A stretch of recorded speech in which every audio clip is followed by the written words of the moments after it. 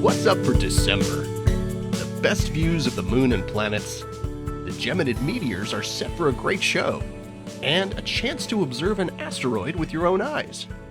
The moon visits the bright planets in the sky in turn over the course of the month, beginning with 4 mornings in early December, the 7th through the 10th, when you can catch a lovely grouping of Venus, the crescent moon, and bright star Spica in the southeast. Then on the 17th, you'll find the crescent moon hanging just below Saturn in the southwest for the first few hours after sunset. Most binoculars will reveal both of them in the same field of view. And for a challenge, see if you can spot Saturn's giant moon, Titan, as a faint dot just off to the planet's side here. Later that week, the nearly full moon hangs out with Jupiter over 2 nights on the 21st and 22nd. You'll see them toward the southeast early in the night, and they travel westward across the sky together all night long. The year's most reliable meteor shower, the Geminids, take place annually in December. While the Perseids tend to get a bit more attention because they occur during warmer weather in the northern hemisphere, the Geminids usually produce more meteors. At their peak, you may even see a meteor every minute. The shower peaks overnight on December 13th and the morning of the 14th. Viewers in the northern hemisphere can look for meteors as early as 9 or 10 p.m. on the 13th.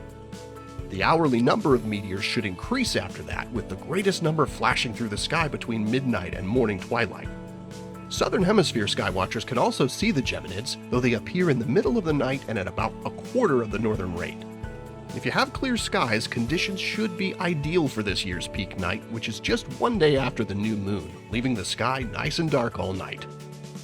The meteors appear to radiate from the constellation Gemini, but you'll see more shooting stars if you'll take in as much of the sky as possible.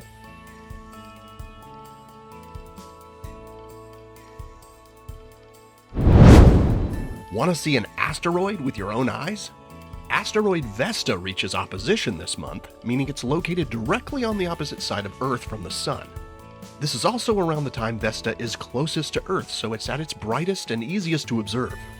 Occasionally, Vesta is close enough to Earth at opposition that you can almost see it with your eyes alone, but this year you'll want to use binoculars or a small telescope to search it out. NASA's Dawn spacecraft got super close to Vesta, orbiting the oval-shaped world in 2011 and 2012. It found that Vesta formed in our solar system's first couple of million years and mapped the surface in great detail. This December, Vesta is highest overhead around 1 or 2 in the morning, which is ideal for telescope viewing, but you can observe it as early as about 10 p.m. when it will appear about halfway up the eastern sky. Locate Vesta in between the raised arm of Orion here and the leg of Castor in Gemini here. On December 1st, you can find Vesta along a line between Betelgeuse and this star, Tejas.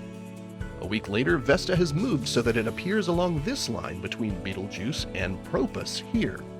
A plain old pair of binoculars should reveal Vesta a couple of finger widths to the west of these 2 stars.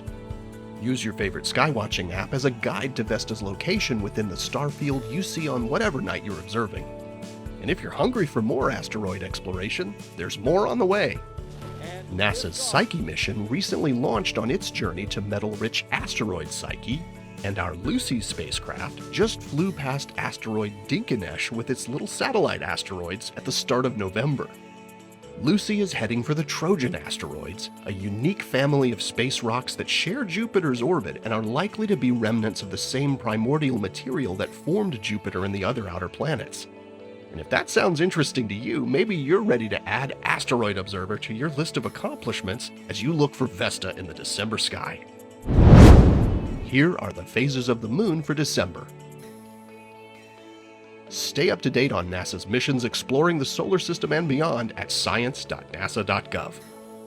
I'm Preston Dykes from NASA's Jet Propulsion Laboratory, and that's what's up for this month.